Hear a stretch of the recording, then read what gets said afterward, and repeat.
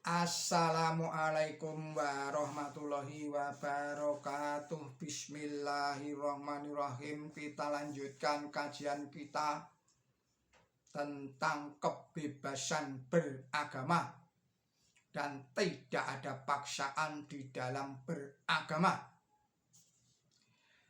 Mendengar ayat yang bunyinya demikian: janganlah orang-orang yang memiliki karunia dan kekayaan di antara kamu bersumpah untuk tidak memberi bantuan kepada kerabat dekat dan orang-orang miskin dan orang-orang yang berhijrah di jalan Allah.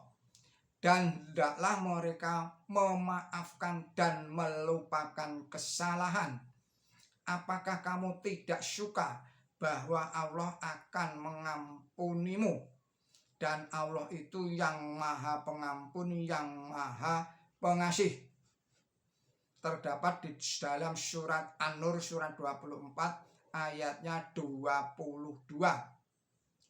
Mendengar ayat ini, Abu Bakar pun lantas berseru, "Sungguh aku lebih suka jika Allah mengampuniku." Kemudian ia pun kembali memberi sedekah kepada Mistah seperti yang sudah ia lakukan. Fitnah ini tidak ditujukan kepada seorang wanita biasa, melainkan kepada seorang istrinya Nabi, yang berarti juga menyerang kesucian sebuah keluarga yang menjadi model teladan bagi umat. Maka dari itu, pengampunan yang diajarkan dalam ayat di atas itu tadi, yang kemudian dipraktekkan oleh Abu Bakar, seorang tokoh muslim yang dimuliakan sesudah Rasulullah Muhammad SAW, adalah sungguh wujud kemurahan hati yang sangat luar biasa. Di dalam riwayat pertama dan kedua, Rasulullah Muhammad SAW terlindungi dari berbuat jahat pada orang yang telah menghina dan memaki-maki beliau. Dalam riwayat yang ketiga, beliau bahkan tidak berpikiran buruk sama sekali terhadap orang yang menghina beliau. Dan pada riwayat yang keempat, beliau menerima wahyu dari Allah Ta'ala yang meminta kaum muslimin untuk tidak hanya memaafkan orang yang telah memfitnah istrinya berbuat asusila, tetapi bahkan untuk tetap memberikan sedekah kepadanya. Karena penuh, saya ulangi lagi, karena patuh pada perintah ayat ini, Abu Bakar As-Siddiq telah tetap memberi sedekah kepada seorang yang telah mencemarkan nama baik anak perempuannya.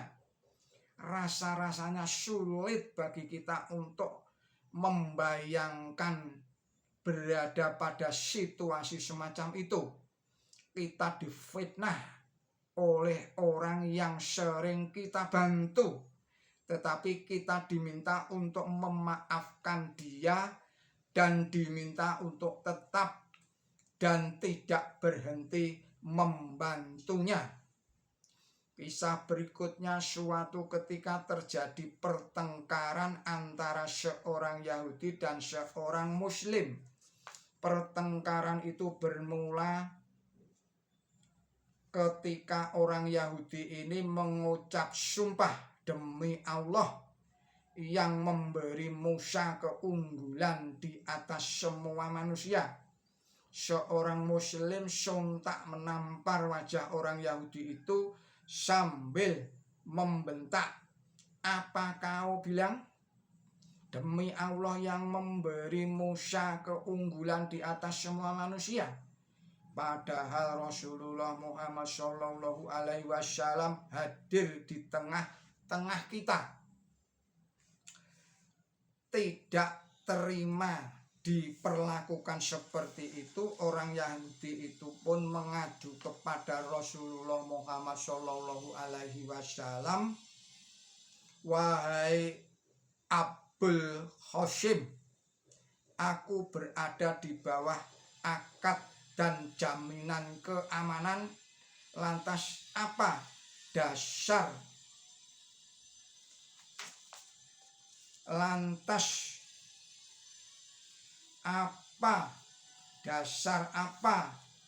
si Fulan menamparku?" Ia pun lantas menceritakan peristiwa yang menimpanya. Mendengar itu Rasulullah Muhammad Shallallahu Alaihi Wasallam marah dan tampak sekali wajahnya menahan kemarahan itu. Lantas beliau bersabda, "Jangan mengunggulkan seorang nabi di atas para nabi Allah yang lainnya."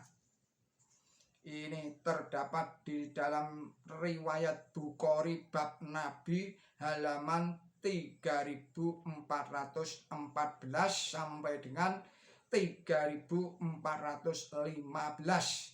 Di dalam riwayat lain sabda Rasulullah Muhammad Shallallahu Alaihi Wasallam itu ditujukan kepada si muslim, "Jangan memuji-muji aku melebihi Musa."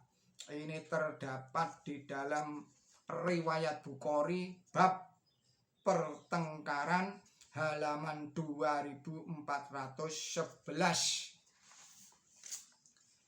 Itu sang muslim sesungguhnya, saya ulangi lagi, patut dicatat seorang Yahudi berani mengadukan seorang muslim kepada Nabi suci Muhammad Shallallahu Alaihi Wasallam, sekalipun di dalam pertengkaran itu orang muslim sesungguhnya tengah membela kehormatan Rasulullah Muhammad Shallallahu Alaihi Wasallam sendiri.